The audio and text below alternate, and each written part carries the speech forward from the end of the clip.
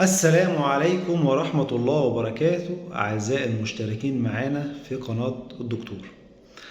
النهاردة إن شاء الله حبيت أكلمكم عن موضوع مهم جدا جدا جدا. لو في طفل صغير في البيت بلع مادة كاوية أو بلع حاجات من الكيماويات، يعني لو في كانت حاطة مثلا جاز في إزازة، او حاطه البريل، او حاطه ماده كاويه مثلا زي الكلور، او في ناس اللي هو البوتاص اللي كانوا بيعملوه بصابون قديم زمان، او بنزين. تمام، وجي طفل شرب المواد دي كلها، هل اخلي الطفل ده يرجع ولا بلاش نخليه يرجع؟ ده السؤال المهم والاهم في الموضوع كله. بلاش تخلي الطفل يرجع، اوعي تخلي الطفل يرجع كمان مرة. ما نخليش الطفل يرجع ليه؟ المادة الكاوية ديت بتحرق في الحلق، في البق، في المريء، وفي المعدة. كده حرقت وهي نازلة، عملت التهابات شديدة، لما تيجي ترجعها تاني هتزود الالتهاب مرة تانية. طب احنا بنعمل ايه؟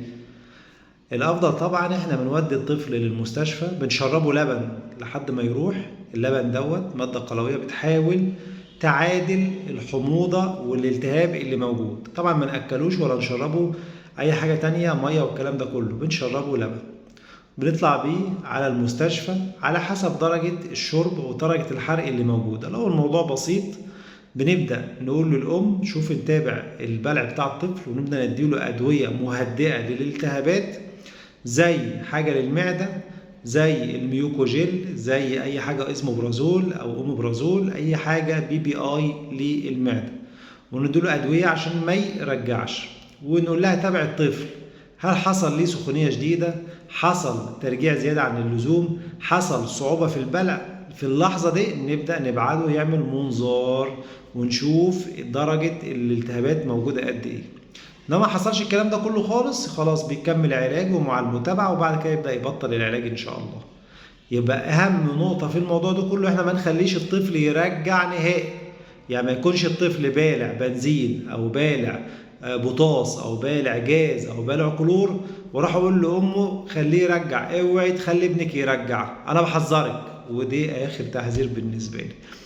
واشوفكم ان شاء الله في حلقات جايه كتير مع الدكتور خليفه مختار خليفه، اخصائي الكبد والجهاز الهضمي والحميات. وعرفنا لما الطفل يكون بالع ماده كاويه او اي حاجه كاويه بنعمل له ايه، وبنوديه المستشفى وبيتم التعامل معاه ازاي. واشوفكم ان شاء الله في حلقات جايه كتير، والسلام عليكم ورحمه الله وبركاته.